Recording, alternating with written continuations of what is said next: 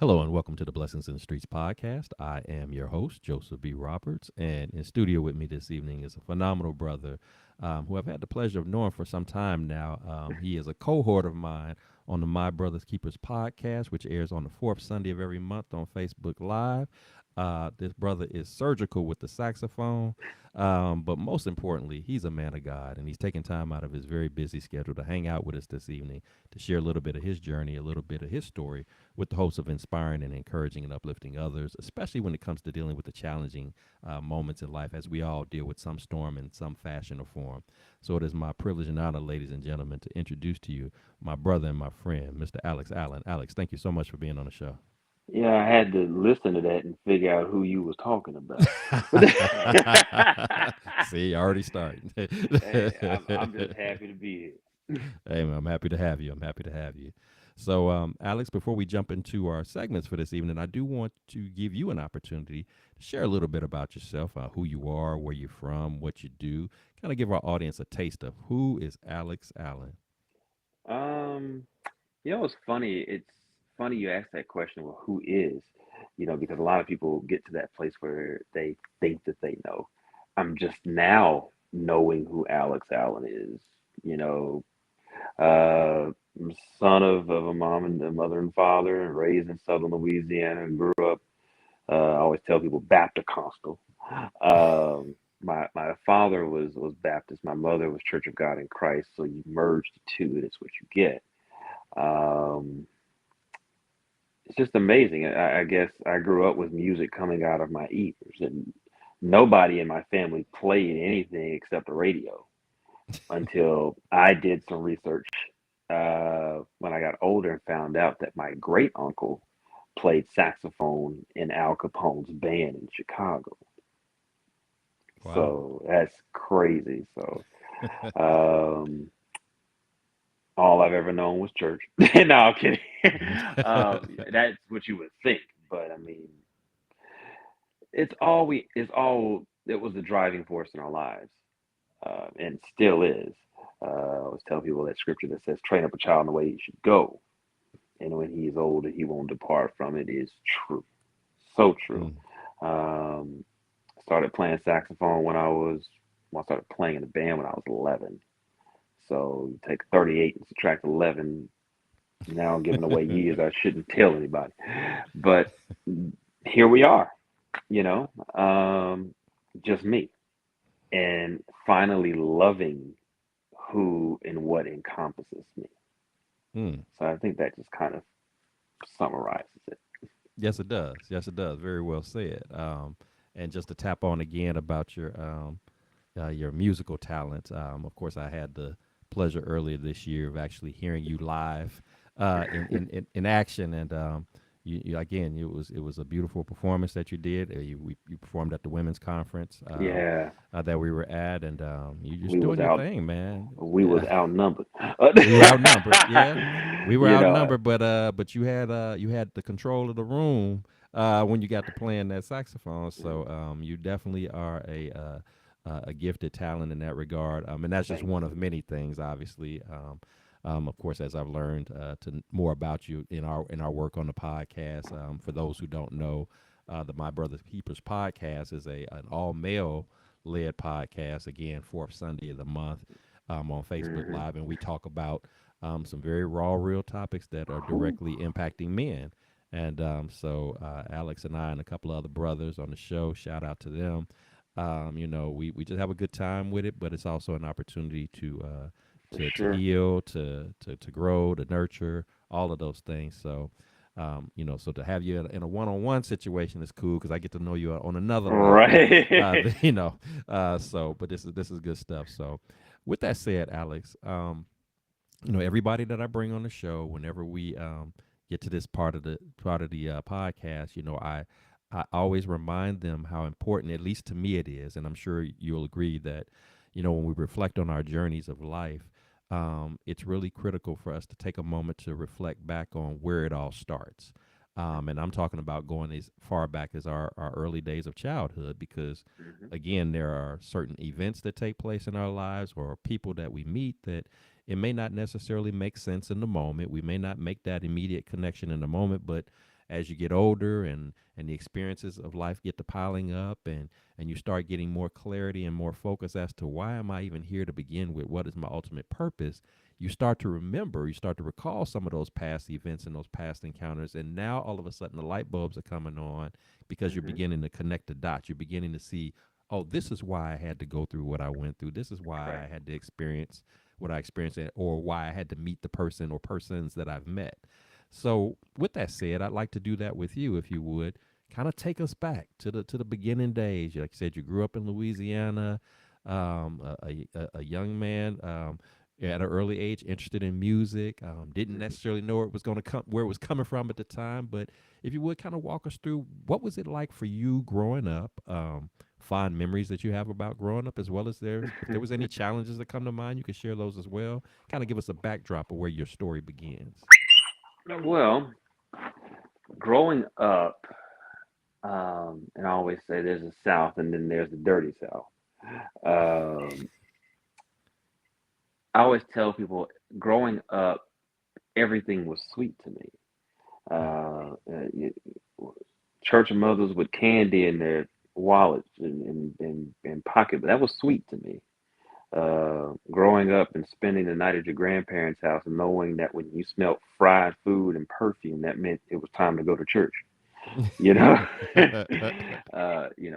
Granny didn't want to go to church smelling like grease, but um, the crazy thing about it, growing up, being born to a single mother, uh, I'm, I always tell people I'm the second of five.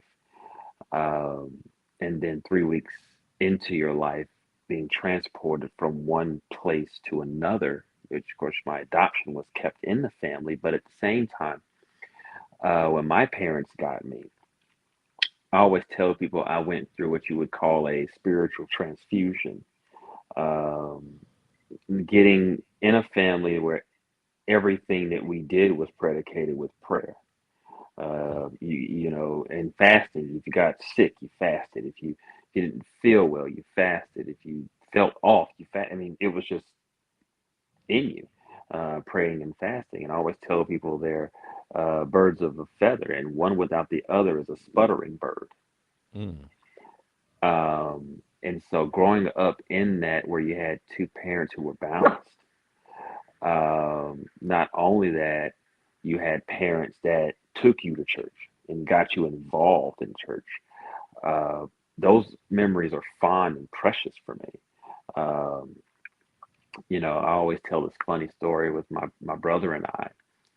Of course, in the summertime, where were you going if you weren't at your parents' house? You was at your grandparents' house. Mm-hmm. We get dropped off. You know? And on Tuesdays and Thursdays, they had prayer at 10 o'clock, and we went. And of course, I would be mesmerized at what would be going on. My brother would sneak out, but those are the little things that thrust me into the yes of God. Remember a lady named Betty Harris, who was our Sunshine Band president. She became Sunday school superintendent, put me on the platform. She was like, "This is where you belong." And I'm like, "No, it ain't.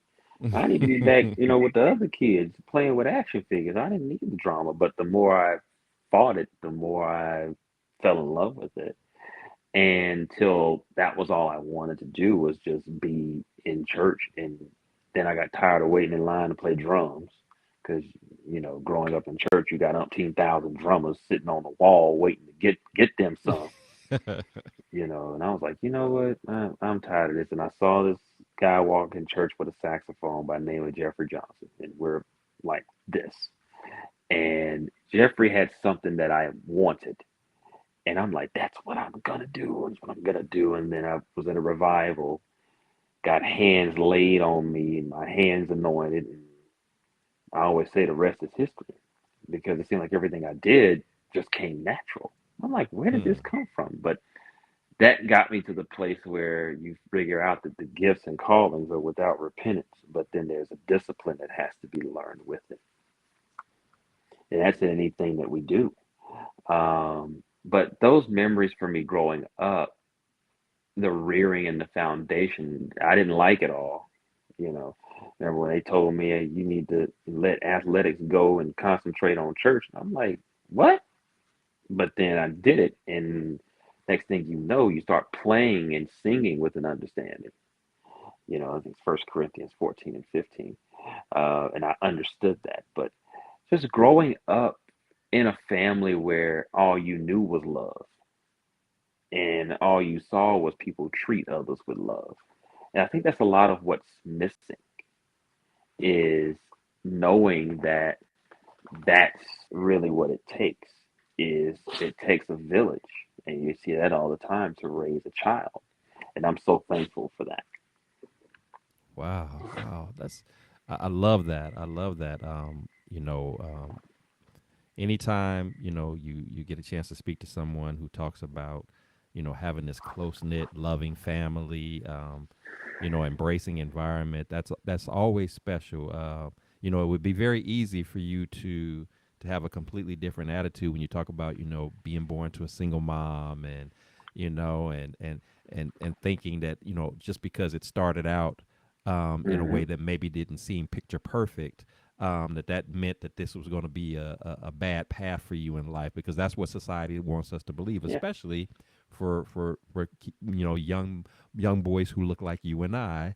The Hmm. script is already written as to what's going to happen with you, but for you to be in a family, to be up under a family who loved God, who valued love in general, and nurturing and pouring into.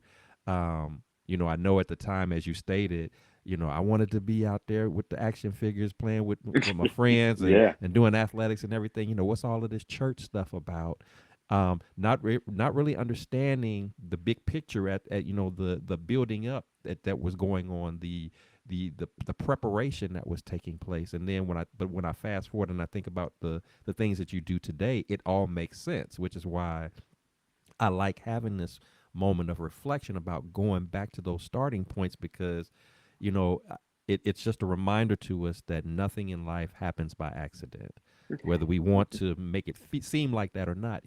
You being indoctrinated in the church at an early age, and you being set apart to get exposure in a way that the average kid may not get exposure to, and then you gravitating to it.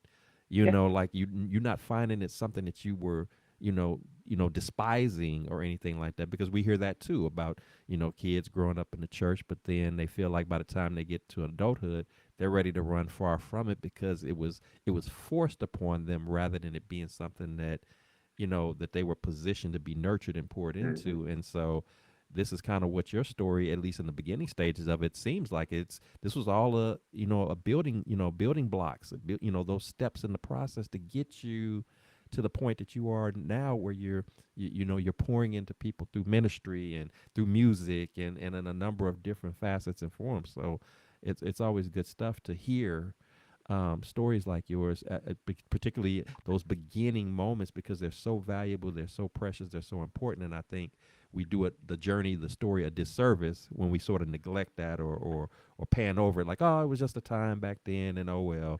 No, it was a little bit more than that. It was a little bit deeper than that. So, Right. um, yeah. So this is great It's stuff.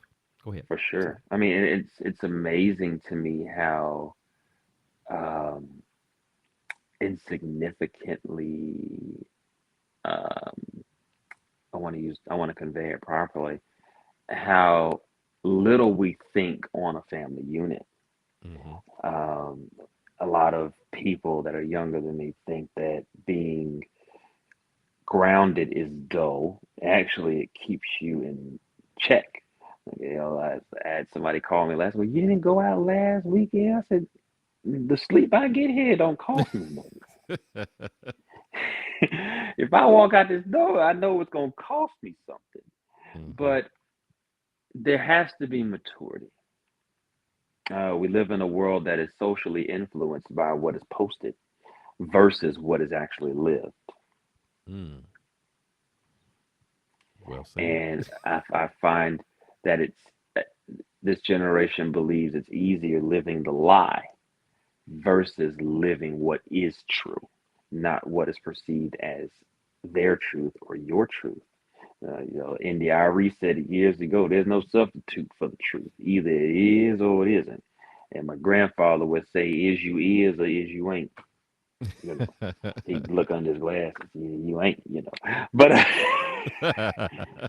There's a little things that you pick up along the way.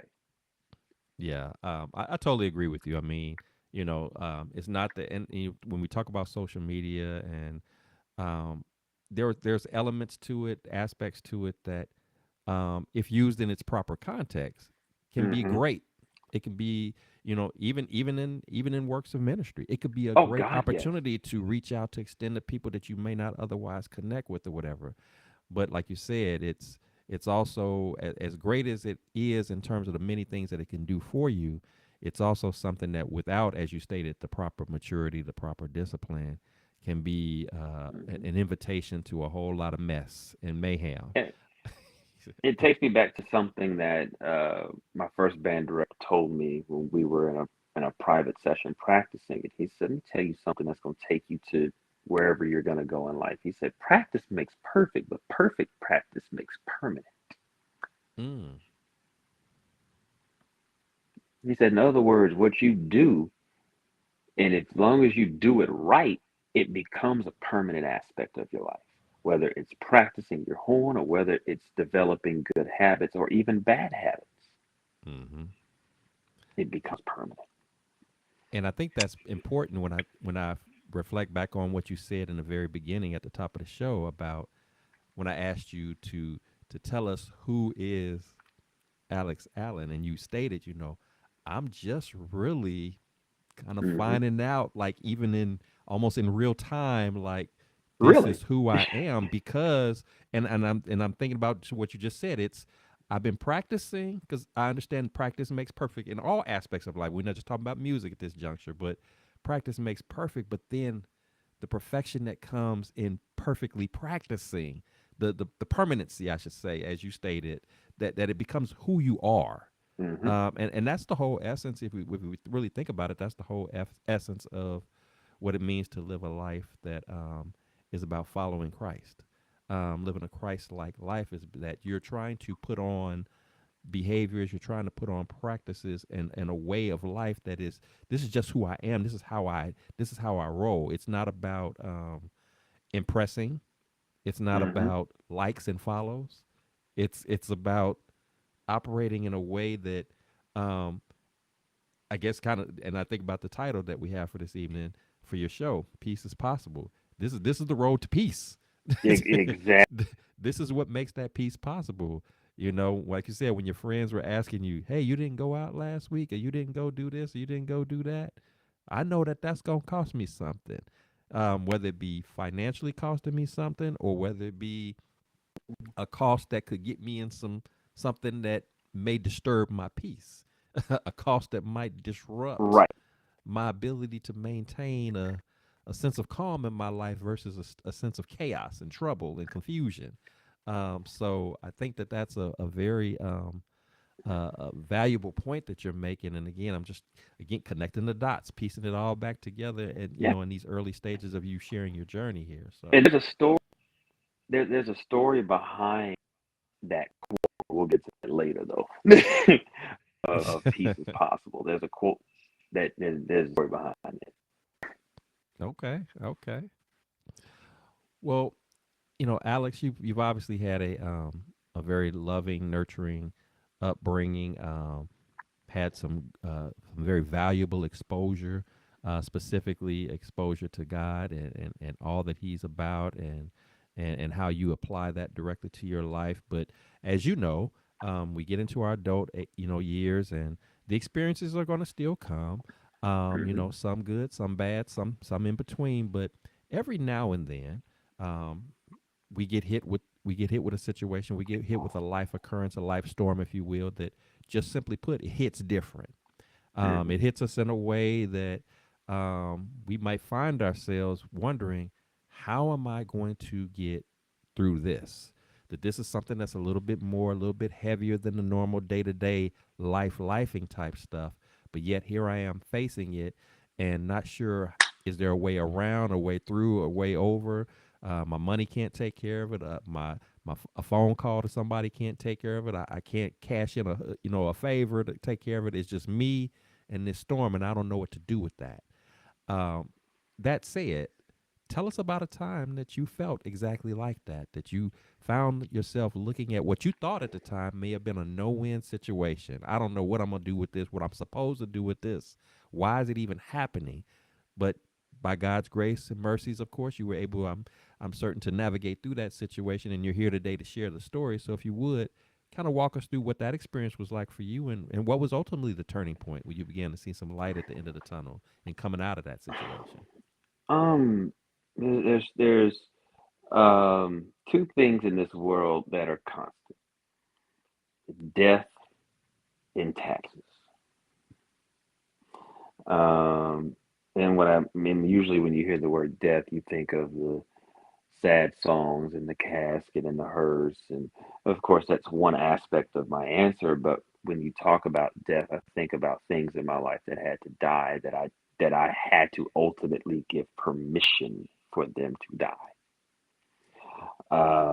Of course, losing relatives, I never took that easy, because how does one um, close ranks and carry on, if you will, or how does one move on when someone is missing, especially when they're part of that engine that keep everything moving? Because a lot of times when the patriarch or the matriarch of a family transitions, the family starts to fragment. Thankfully, being in a place where I had to learn for myself, you take what was taught to you by that particular person. And I've been saying this for the last few weeks. If you really want to honor a legacy, handle your business, whether it's spiritual, physical, mental, or social. Because when you think about yourself and I think about myself, all of these people that I talk about all the time, their fingerprints are on my soul. And they're not there just for decoration. They're there because they are part of the makeup that make me who I am now. Death is one thing, but the death of a relationship or a marriage is something totally different. Um, and it's crazy because I just told this story because I always often tell people, I shout out to Stephanie Seaton, by the way. She had me speak about a year ago at a domestic violence symposium. And I'm like, you really want me to exercise some demons here? And she said, why is that? I said, well, I'll deal with it later. I'll do it. But what a lot of people didn't realize was that was my first time in a public setting talking about being in a marriage where usually you hear about I think it's 1 in 3 or 1 in 4 women are in domestic violence relationships, but men it's 1 in 7. And I had the audacity to be one of the 7. And I often tell people sometimes you have to go to church and tell people that Jesus saves after you just got through with the golden gloves. And you're talking about number one, being in a place that you put yourself in, number two, going against the grain of what God has for you. And at the time, I was working on my record, and all of a sudden, money started coming out of nowhere. I didn't have money to pay for studio time. All I know was I had songs in my head that I would hear 2 or 3 o'clock in the morning. And I'd write them. Money started coming out of nowhere, and I'm like, okay, obviously something's going right here. But I always tell people, God always gives you a door. It gives us a choice because that's how good He is. He doesn't force Himself upon us. He says, okay, I'm giving you a choice, whether it's life or whether it's death. You got to choose which one it is. That's why I often tell people the love of God offers a choice. It doesn't offer condemnation. And it took she's 87 now, my godmother, who was in her 70s, to show that to me because I really didn't understand it for myself. It's one thing to preach it, but it's another thing to experience it. And we deal with that now where there's a lot of word out there, but there's no example behind it. And I'm learning now that the walk is more beneficial, not only to yourself, but to others rather than our lip service. But coming out of that, because you and I both know that we have more bitter people in the world now than we ever have, where, oh, all men are the same or all women are the same. I had to expel that out of my psyche and out of my spirit, because when you really learn how to be accountable for your choices and your actions, you're going to immediately say, like the prodigal son comes to himself, you're going to have that moment, because I had it. Because I remember being in my bedroom and screaming to the top of my lungs. I think my neighbor kind of got mad at me that night, but I had to get it. I said, God, I don't see how you gonna call yourself this loving, nice God and allow me to go through this and suck me into this. He said, I didn't put you in this, you did. And it frightened me. And that was my first time in all these years of trying to live a saved life, forced to address the person and meet the person that I didn't know. So it goes back to what I just said at the beginning of, I'm just now figuring out this person. And I'm just now starting to know this person. Because sometimes, just like Halloween was what, Friday, there's still people with masks on. Mm. I had to take my mask off. We played, it was at, what was that deal we served at? It was a hiding behind the lipstick. Yeah. I'm Yes. like, the brothers had to take the mask off. So, so coming out of that, but not only coming out of it, but learning how to forgive and Mm. love, not only from my physical or mental heart, but with the radically inclusive love of Jesus Christ. Because I could see this person and just hug them and not even think about what was done to me. Now, that took a lot of therapy and a lot of prayer.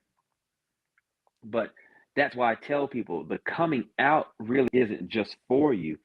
Somebody else is dealing with it as well. And if you can come out of it restored, rejuvenated, not bitter, but better, then that's the testimony there. Because, it's just to kind of give you an example. When Jesus got up out of the grave, he got out with no clothes on. He couldn't come out of the grave with what he was buried in because it was old. It was natural. It came out supernatural, with no clothes on. Now that's in the Bible, so I know it's true. And but I had to literally address that part of me, that abandonment issue Mm. of, okay, you being alone. Because even being adopted, my mother, and I love my mother to death, she simply made a choice. And it became probably the best choice of her life, because she said, look how you came out. You have what I didn't have. And I'm like, wow. When I was younger, it used to bother me. But now that I'm older, I understand, because she said, you'll never understand until you have a child of your own. And 18 years later, I understand. So, but coming out of that made me realize that if I could come out of that, then I could do anything. Mm. That's why I always tell people, when I face a situation, the first thing I ask God is, God, what can you do with this? And He shows me. And I'm like, man, you better than what most people give you credit for. Wow. Let me first start off by saying I appreciate your transparency and vulnerability in sharing something like this, because, as you said, when we talk about domestic violence, domestic abuse, um, the first image that pops up in our head, of course, is some man coming at some woman, putting his hands on her, beating her, doing all of these, horrific things that we've all heard or seen stories about, or maybe even know somebody personally, a family member or a relative or whatever that had a situation like that. But it does hit a little different when you flip the tables and you say, well, there was a man in this situation, Hmm. going through that.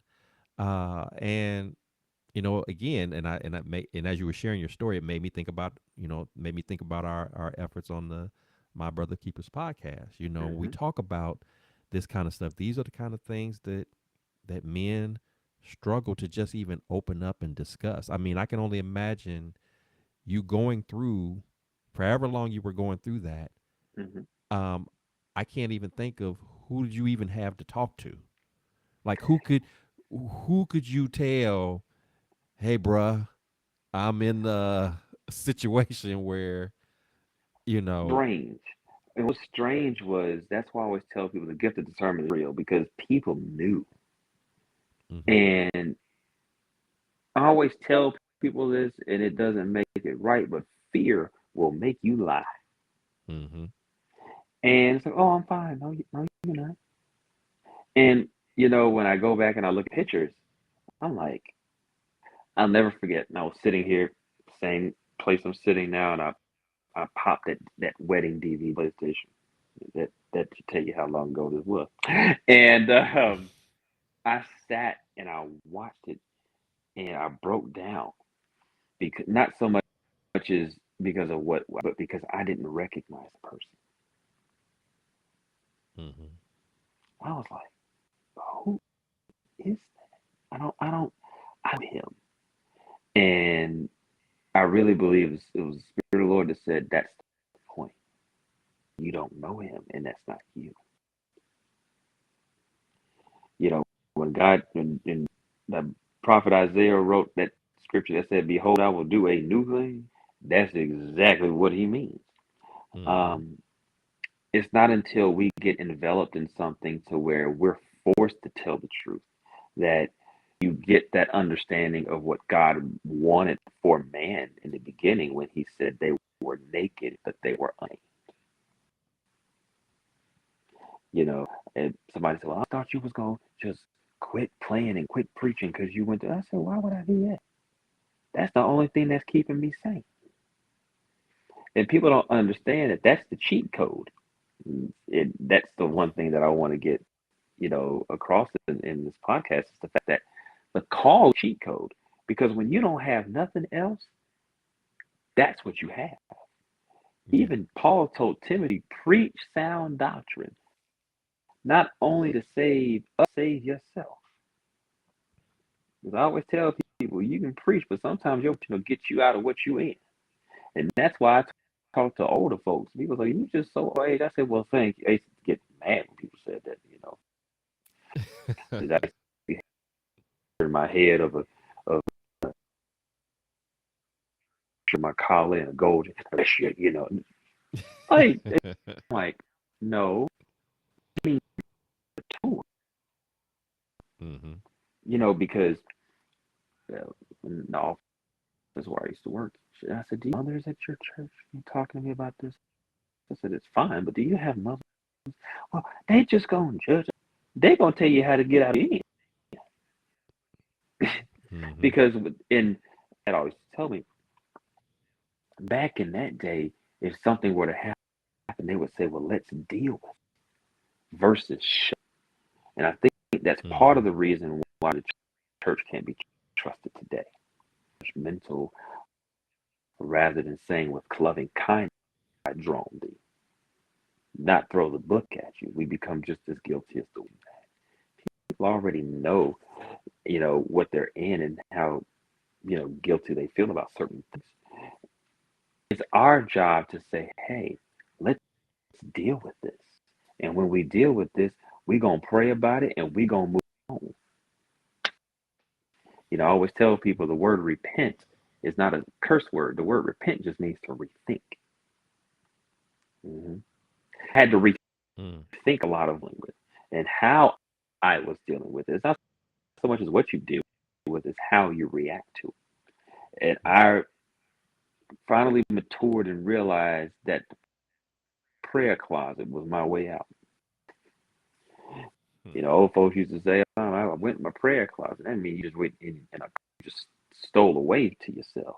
And I always tell people when I do that, I already know it's gonna be fine. And that's the thing that we have to tell people is that, hey, no matter in, we serve a God. And I can put the period there. Yeah, yeah. I mean, because basically what you're saying is like, look, yeah, I was going through a situation. This was something that was pretty intense. And the but at the end of the day, I knew that, like you said, I could rely upon the call. That was upon me. Hmm. I could rely upon the fact that as crazy and as insurmountable as this may seem to have been, I had a relationship with someone who I didn't like you said, I didn't have to worry about them judging me. I had a relationship with someone that I didn't have to worry about them looking down upon me or anything like that. They were going to keep it real with me. They were going to be straight up, but they were also going to nurture me and love on me and care for me and get me through this situation. You also made mention, how when you're in challenging times, as you just stated, it's like I have to always ask myself, okay, God, what we doing with this? Hmm. What is this? And that's a sign of spiritual growth. When you get to the point where when you're going through, and instead of the first thing being, to blame or to play victim or to run the opposite direction, but then you just say, you know what? While this may not feel comfortable, while this may not be convenient, I'm going to take it on head on because I know that ultimately you have the final say in it. I know that ultimately, even though I may not understand it all in the moment, that you have a purpose for this. There's something I'm supposed to get out of it. I may want you to hurry up Hmm. and tell me what it is because this don't feel so comfortable. This don't feel so good. Yeah. And the other thing that's playing off of me too is when you said about the fear. And you can tell me if I'm wrong, but I'm thinking because you were of course you were ministering at this time when you're going through all of this, right? Yeah.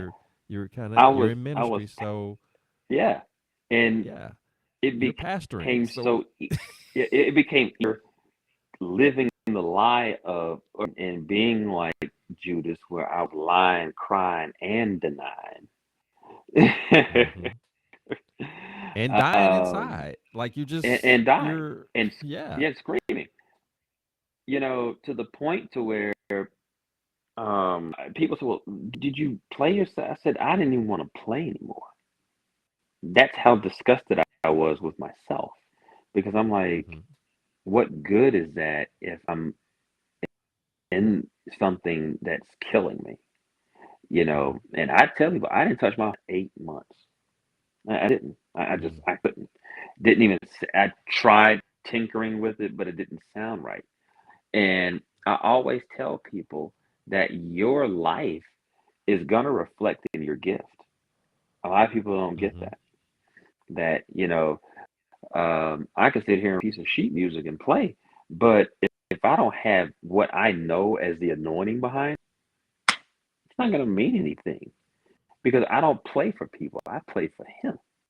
mm And I finally figured that out. Um, and it's amazing to me about fear and how you have to confront it. The hmm scripture says that God hasn't given us a spirit of fear. When I realized that fear was a spirit, I had to use what gall I had and cast it out. Now, I always hmm tell people that does that mean you're not going to ever get fearful? That don't mean that. The fact that you grow and mature enough to know that God is greater than whatever you're facing. you know. But the same God that'll correct me and that corrected me and that did all of that because He chastens those who He loves can turn around and give so much mercy. yeah, Because yeah. we're so fixated on, well, I don't want people, to my peace. Do you even know what peace is? Now that's the Hmm. question. Yeah, that's a very big question because a lot of us don't know. We casually say it. We Yeah. it sounds good to throw out there, but do you really know what that looks like? Do you really know what that feels like? Do you know, would you recognize it if it was staring you in the Yeah. face, or have we manufactured it, kind of going back to our reference to social media, have we manufactured this facade of what it's supposed to look like, but that's not really Hmm. the reality of what it is. Exactly. And I think that you can peace, again, tying to the title, peace becomes possible when you can, again, stop worrying about what everybody else got to say or Mhm. think or feel about it. Not that there aren't people, special people in your life that, that their input or their opinions matter, but we're talking about in a general sense when we stop living our lives trying to be people pleasers to the world instead of walking in the path that God would have for us to and making sure that we look to please him. Mhm. That's where the peace begins to surface. Where the peace begins to surface is when you can go through a scenario, a trauma like you went through, but in the end recognize that I have to take time out to forgive not only the person who imparted that trauma Yeah. upon me, but to forgive myself for my Yeah. role Mhm. in it. Because I love that you pointed out that you said I had to identify what part did I have in this. And you would think to yourself, well, what man or woman would say that they had a part in it when you're talking about domestic abuse? Mm-mm. Like, you telling me that I deserve to be hit or I deserve to be talked to that way or I deserve that I did something that I brought that on myself? And to your point earlier, you said, well, when you in your own way, and I've been guilty of that too. You in your own way, kind of blaming God for your Mhm. situation. Well, why would you? Why did you? And you're like, I had nothing to do. You. This was one of them moments where I tried to give you the information. I gave you all of the Mhm. signals, the signs, the information. I gave you just enough to make the proper decision. You just chose to take bits and pieces or ignore it altogether and And do that's your thing. exactly what we do. And Um, sometimes God will step in and rescue you up front. And then there's other times that he says, you know what? I'm gonna need to let you walk through this. I'm gonna need you to bump that head. Because this is how you're going to understand what it is that I was trying to show you. Sometimes he just mhm. lets us, okay, I'm gonna let you do you. I'll still be here. I'm not walking out on you. I'm gonna be here to catch you. I'm gonna be here to dust you off when it's time, but let me let you walk through this. Let me let you experience this for yourself so you know Mhm. next time Yep. that when you find yourself in a situation like this, or the next time when I put you in position to minister to someone who's going to make a Yeah. similar mistake, you're going to know Yeah. how to pour into them. But you have to, that, and that's part of the challenge too, is understanding that a lot of what we go through isn't. Sometimes it's about us, and but then a lot of times it's not even about us. We had to go Mhm. through it to position ourselves for the work that he's setting you up Yeah. for the other people that you're going to be, again, ministering to, whether you're ministering in front of a church congregation, whether you're ministering in a one-on-one session, whether you're ministering right now on this podcast and somebody Mhm. tuning in not knowing what they were getting ready to hear, but this is exactly Mhm. what they needed to hear in this moment. Right. So And it's like I'll piggyback on this and move on. It's just like when you look at David's error when Nathan gives him a parable about a certain man that had one lamb that treated the lamb kind of like my puppy that you saw a few seconds ago, uh, like a member of the family, literally eats at the table. But then there's another man who seeks to have that lamb for himself, and he has thousands, and he takes the lamb and he kills it. And he says, David, what should be done to such a man? Now, it's very easy to pass judge somebody else when it's really you. And of course, mhm. David, with that kingly authority, said, well, that man should be put to death. And Nathan said, that's you. You the man. And it's crazy that not crazy, but he repents. But like I often tell people, to your point, sometimes repentance, man, ain't enough.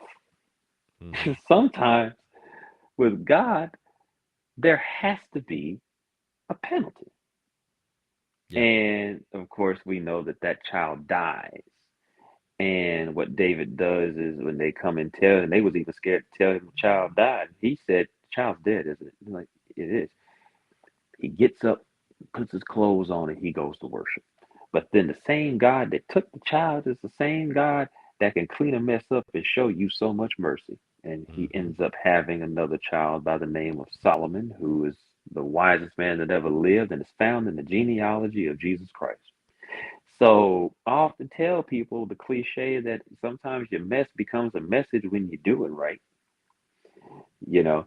But that lesson or that scar is there to remind you, Yes. don't do that again. Don't do that no more. like Consider my yourself grandfather, fortunate. like my grandfather would say, and my dad would say, "Whose birthday is today? Leave that where you found it, son. Hmm. Leave it where you found Yeah. Yeah. You're right. That sometimes God will, even in the mercy and the grace, um, you might still get a it. You might still penalty get a for little what you did. right, And again, the penalty is not to not to kill harm, you. it's not to kill you, but if nothing more, it's to remind you that the next time you even come close to doing whatever it was you had no business doing, you'll remember that moment, Hmm. and it'll be your stopper. Like, okay, wait, yeah, I'm not trying to do that again. That was more than enough right there. So all of these are valid points, and again, I'm still connecting all the dots. The like I said, the fear of being abandoned by, whether it be abandoned by your church people, abandoned by the spouse, abandoned by everybody. You came into the world Yeah, feeling abandoned, and here you abandoned. now, years later, as an adult, you're reliving it just in a different way. Why am I going through this again? Wasn't the first round of quote unquote abandonment enough? Why do I got to go through this? And again, it's all a part of the process that prepares you for the next level of what God is taking you into. It's understanding. That's why when I pray in the morning, part of my prayer is I thank God for my storms, but I also thank Him for giving me godly lenses to see those storms Hmm. with, so that I don't focus on the inconvenience, so that I don't focus on the Right. discomfort, but that I That's see, good. what, that there's, again, I'm still human, so I'm gonna acknowledge that it doesn't feel good and I don't like it, Right. but I don't allow myself to marinate there. I don't allow myself to stay in that space. I say, okay, kind of like what you said. Okay, Lord, I don't know where we going with this, but Right. I know that if I just go off of past scenarios where times like this have occurred, you've never let me down. I've never Nope. been in a situation where I couldn't recover from, I couldn't bounce back. In the end, it always, not only did it always work out in the end, but it always worked out better than I thought it would. Yeah. And So, it's amazing how he keeps you in the dark so you don't mess it up. right, right, And then right. you're like, I couldn't have wrote this, or nobody in Hollywood could have wrote this even better than what Mm-mm. I thought. So it goes to show you, in the lesson that I learned and I'm learning, is that I'm alone but not alone. Right, right. You're alone, but you're not alone. Not alone. Uh, Mm-mm. and there are going to be moments where that alone time is again necessary. Sometimes God will isolate you. Yeah. And you know what I went into kicking and screaming about? Now I'm like, because there's no interference. Right. And to your point right there, sometimes I have to isolate you, I have to separate you from all the distractions, all of the mess, all of the whatever's going on, where it's just me and you. Hmm. And it's funny, from a biblical perspective, even when David's in isolation and he sees Saul there, he cuts the skirt that he has on, and even Saul figured out, you really the king because you better than me because I'd have killed you. Hmm. And for somebody who knew who their predecessor was trying to kill him, and literally confesses that, now I see why you're the new king, Hmm. because you're a better king than I could ever Hmm. be. And Love that. now it gives you a subservient, type of relationship between us and God, of, now I see why you're who you are, because you did this better than I could ever do. Yeah. And even David says, though I walk through the valley of the shadow of death. Now, how am I going to know he's the lily if I don't walk through Mm. it? If I don't go through the valley, how am I going to know that he's there? Yeah. So we always get so caught up in the situation rather than the destination, and the journey is the destination. Mm-hmm. Yeah. Very well said. Very well said. Spot on. So, so Alex, again, Hmm. you've obviously shared some pretty heavy stuff that you've had to deal with, and again, Hmm. life will throw us that heavy stuff, but life will Whoo, also throw us, just day to day nuances of lifing. That'll man. happen as well. What I am curious to hear from you though is when you do find yourself going through, let's just say it's just one of these days that something's come up, a challenge, a storm that you got to deal with. Hmm. Um, what is it that you personally, when you find yourself in such moments, is one of those days? What do you personally like to do to kind of helps you process and walk through that thing, so you can do it in a healthy and constructive type of way to ultimately get into the point of reaching that solution that you need to take those next steps and working that out? What does that look like for you? Believe it or not, it sounds strange. Lifting weights. Hmm. Now, it's strange that I'll put my body through crazy stuff, but then I think about the Apostle Paul, where he says, I crucify myself Mm-hmm. daily. In a sense, that's crucifixion, but at the same time, I'm lifting, knowing that whatever burdens that I have are being lifted as I lift. So it's kind of how I have that one on one. But then, of course, when I have to have somebody to talk to, I have a circle Mm-hmm. and I count on one hand who they are. That not only will listen to what I have to say, but will tell me what I need to hear. Mm. And there's a difference between people agreeing with you just to agree with you, but then agreeing with you to get to the solution that's needed. 'Cause anybody agree with you, especially when it's Right. something that you want to hear or something that desire. But what if it's something that's not you're not seeing from that perspective, you know? And then of course the fasting and praying thing, that's natural. But all of these things, these vices, these my supporting cast, my weapons that I have, all of those things work together. And sometimes you got to be like Moses and use what you have. Mm-hmm. It's really not rocket science. It really isn't. We just have to be humble enough to be able to use these avenues, because a lot of people, I've seen situations where a lot of people will rather die than really say, hey, I need some help here. It's just like I often call people, hey, are you okay? How's your family? Are you paying your bills? Are your children okay? Are you eating? Do you need $400 or $500? Are you gonna blow your brains out? Because I have to ask the questions because you never know. Yeah. I wanted people to ask those questions for me. You Mm-hmm. know, and it's just like sometimes we have to stand between people and the stones. Even if people don't stand between you and the stones. Right. Right. Well, I love your approach, because I hear two parts of it. There's the part of it that you do just on a regular basis to stay Hmm. grounded, to stay ready. The whole concept of putting on that full armor of God when you're a person who, in your case, you operate in a prayer life. You operate in a fasting life. That's a normal part of. We talked about that earlier about this is a part of my makeup in what I do. Hmm. So I don't wait until the problem arises. I don't wait until the storm gets here before I start prepping, before I start, getting myself together. Hmm. I've already gotten some things in motion so that when that storm does hit, not a matter of if, but when, but when it When? does arrive, um, I'm able to take that initial hit.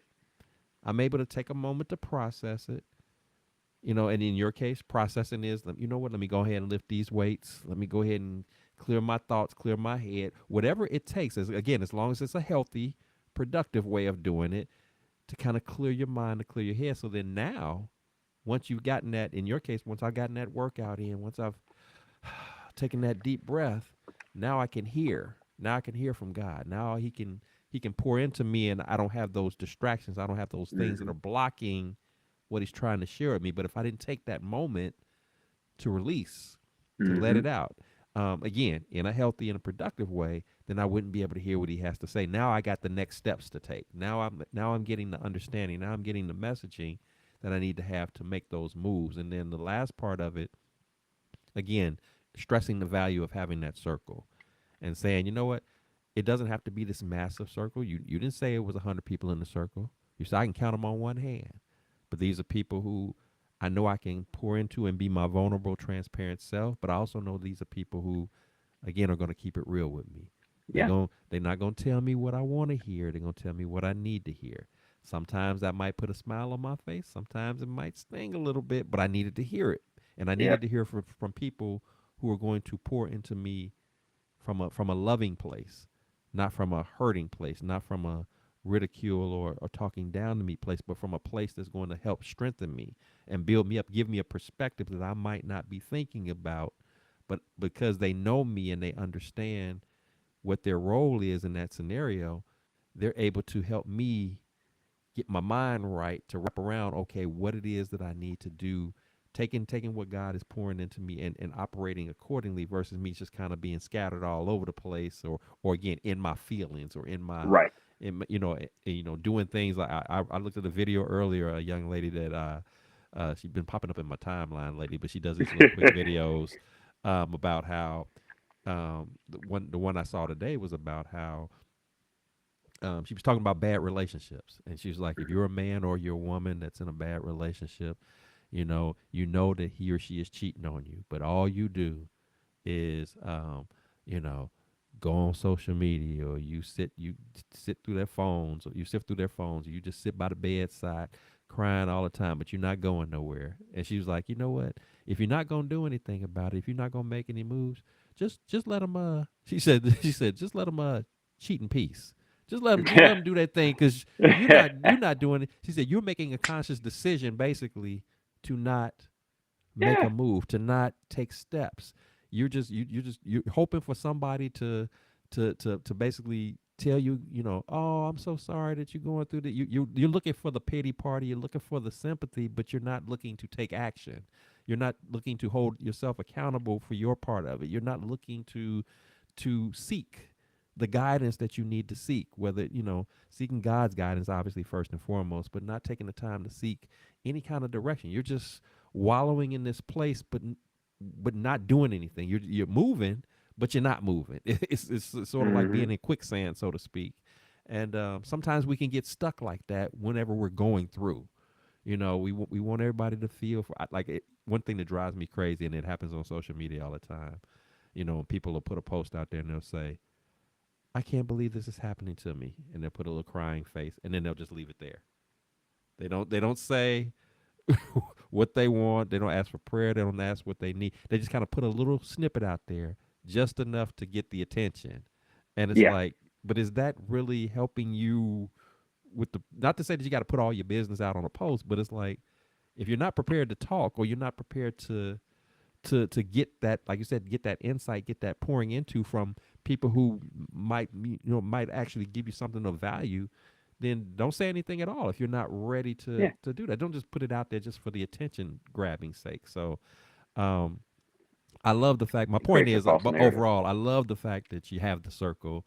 That's something that I am personally trying to work on, developing what that Yeah. circle looks like, because it's hard, and it definitely becomes hard when you're somebody like myself, when you're somebody like yourself, that's you're normally you're the one who people come to for the encouragement. You're the one who people normally come to for, they're looking for the good word from Alex, Pastor Alex. They're looking for the good word, the good, give me that scripture, give me that. But Mm-hmm. then what happens, and I've mentioned this countless times, both on and off this podcast, what happens when the encourager needs to be encouraged?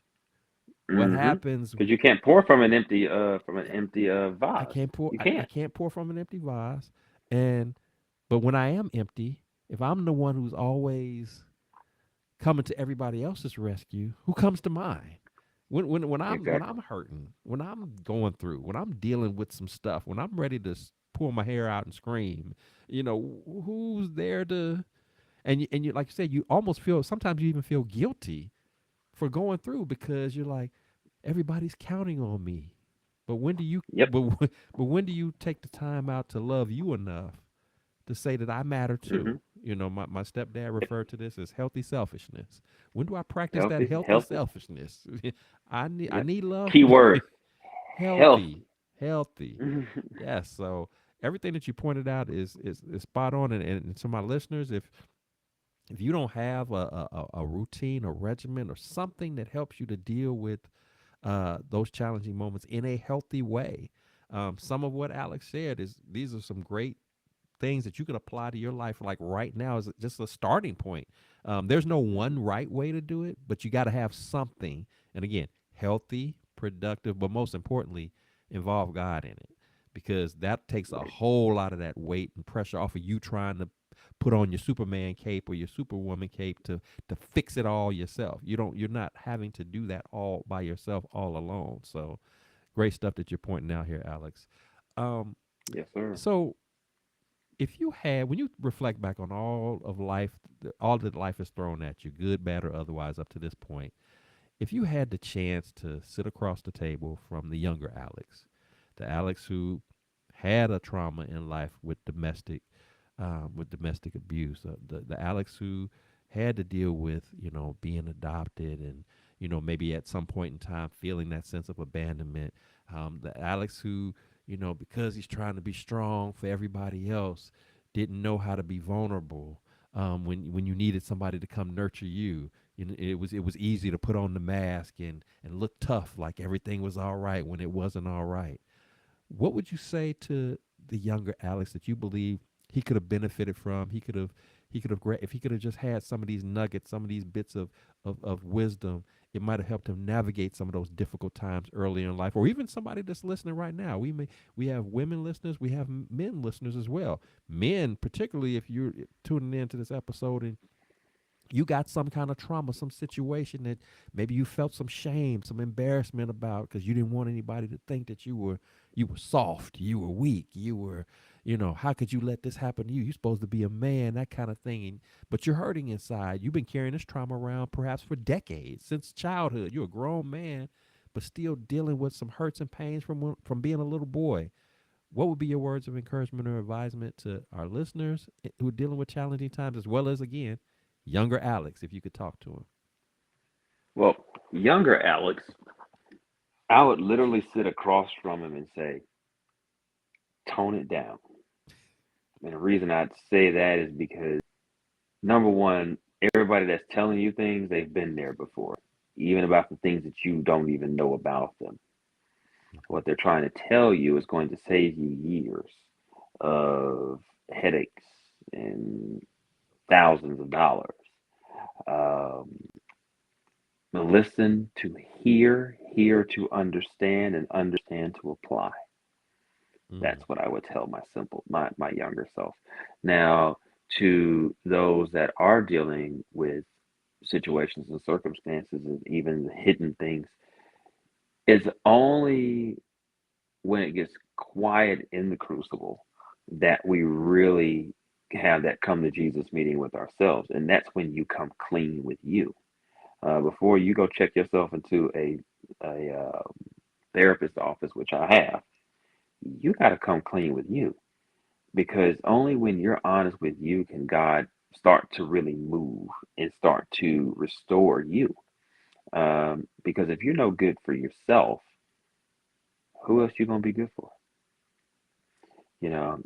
It wasn't until I stopped being an imposter of who people thought that I should be and started being who I really knew that I was that I started living.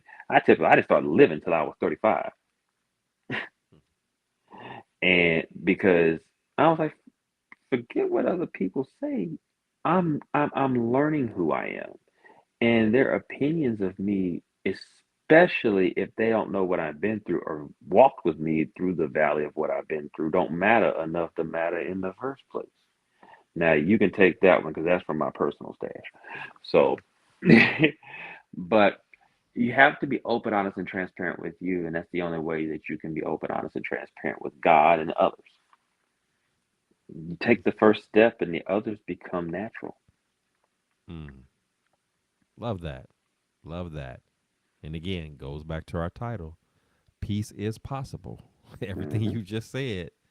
This is that pathway to peace. This is that pathway to you no longer having these moments in time that, whether it's stuff that you're dealing with right now or just to deal with those difficult times, you deal with it different. It goes differently when you have the right roadmap in how Hmm. you go about doing it. It doesn't mean that you won't have hard times. It doesn't mean that you won't go through challenging moments. You're gonna still go through it. That's for You just sure. go through it different. It Yeah. it it it it it, it, it plays out differently for you. People, when people say, you don't look like what you've been through, there's a reason why, in some instances people don't look like what they've been through, not because they did a good job at hiding it, but because of the way their approach to dealing with the difficult times are such to where God can bring over a peace, a calm about you in the midst of that storm, where unless Without you question. personally told it on your own, voluntarily told it to somebody, they wouldn't have a Voluntold clue. it. If volunteered told it, they wouldn't have a clue that Uh-huh. you. Oh my God, I would have. I mean, just even in the time that I've known you, I would have. I had no idea Never what know. story you would share this evening, and I never thought that that would be the story.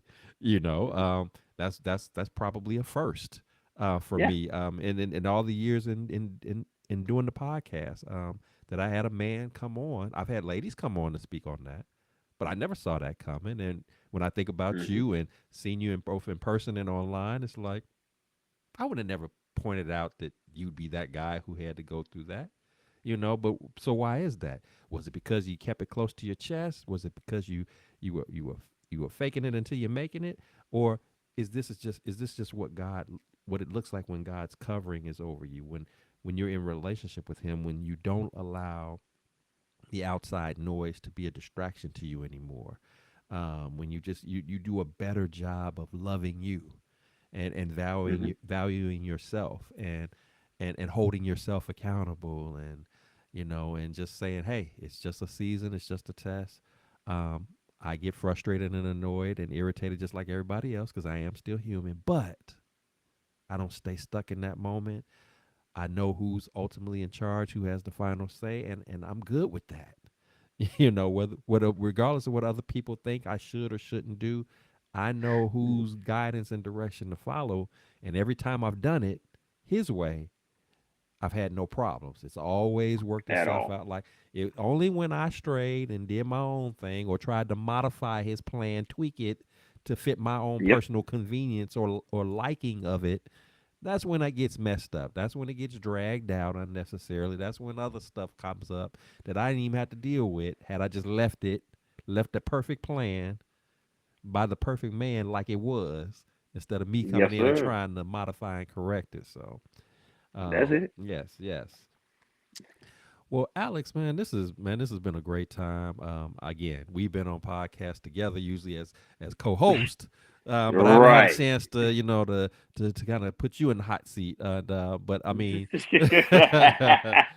You, but it's been great, man, because I've had a chance to you got your learn. chance I got my today. chance today. He said, "Don't try it again," but I got my chance to delve into you, another layer or two about yourself, and you have Mhm. truly blessed me. You've truly blessed my listeners. I appreciate your transparency. Again, being so authentic, being so genuine, and sharing what you have shared tonight, because these are important conversations that we need to have, that not only benefit men, but they also benefit women. They benefit the collective of everybody who has the opportunity to be within the sound of your voice and hearing your story, because the reality is that we're all facing challenges, and we need that bit of encouragement. We need that inspiration to know that nothing is too big for God. That your situation is not, while it may seem insurmountable on paper or visually, there's nothing that's too big for Him. And if you just learn the way to pivot that thing, if you shift it, quit trying to do it all on your own, putting that weight on by yourself. You understand that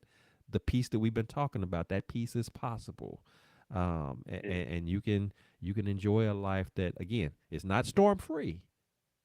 No. It's not storm And free at when you all. figure out that the storms come to regulate, then you look at them Exactly. different. You just look at it differently. So, I appreciate Hmm. that, man. But before I let you go, as is customary here on the Blessings in the Streets podcast, I do want to take the opportunity to celebrate you, to lift you up, to love on you, man. So if you got anything that's going on now or something that's coming up down the road, we want to know all about it, how people can stay connected with you, follow the different works and ministries that you're doing. Um, please share with us, man. What can we look forward to now and in the coming weeks and months down the path for Alex that you got going on that we need to celebrate and put Oh, out there? well, it is the holiday season, so definitely stay connected with me on IG, hashtag not hashtag, but screen name behind the sacks. Definitely on Facebook. Of course, my personal is Alexander M. Allen, M as in Mike, and my professional one, which is official Alex Allen saxophonist. Also, it is the holiday season again, so I tend to get really busy. So definitely, if you need some saxophone, hey, just shoot me a DM. Let's get together.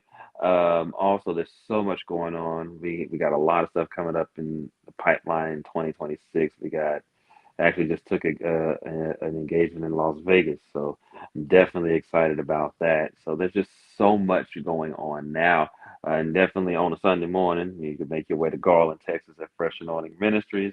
So definitely, hey, I'd love to get a DM saying you're coming. So we'll be glad to have you. So that's me. Well, that is awesome, awesome, awesome, and much prayer and blessings over all the works that you're doing. Thank you. The fact that you are operating in obedience to what God has had for you, and understanding that there's purpose in the pain, there's purpose in all of the encounters, all the interactions that you have, and you're just doing your thing, man. And I'm looking forward to much more great works coming out of Thank you. you. Because God's anointing is truly on you in a way like no other, and I'm a privileged to not only have you as a guest, but privileged to call you friend and call you brother. So thank you so much for you being a part of this experience with me. And to my listeners, if you've enjoyed our broadcast this evening, please do subscribe, share, like, comment, because again, this is what the Blessings in the Streets podcast is about. We want to encourage, uplift, be transparent and vulnerable, take off the mask, just being real with you, letting you know that, hey, we all go through our challenges, we all go through our storms, but at the end of the day, it all comes down to who are we in relationship with is what matters the most. And that the most valuable relationship that you can ever have is a relationship with God. And if you don't currently have that, today is a mighty fine day to make that happen. Not telling you something that we heard, we're telling you something that we know firsthand from personal experiences. So he has plenty of love to share, unconditional love like no other. It'll be the best decision that you ever make in life. So we want you to experience it just like we're experiencing it, growing in him, walking with him, talking with him, experiencing him at all types of levels, not only to receive the blessings that he has for us, but the equipping that he does with us to be a blessing to other people. So, with that said, remember here at the Blessings in the Streets podcast, this is a place where your story is your glory, where your relationships are relevant, and your journey is your joy. I am your host, Joseph B. Roberts, and I thank you so much for tuning in. And until next time, you keep fighting that good fight. Keep leaning into God, seeking his guidance, seeking his direction, seeking his love and understanding, building and forming that relationship with him. He wants that from you. Take full advantage of it, and I promise you, he will blow your mind like nobody else can. So until next time, you take care of yourselves. I look forward to seeing you again at our next broadcast. Have a great rest of your evening.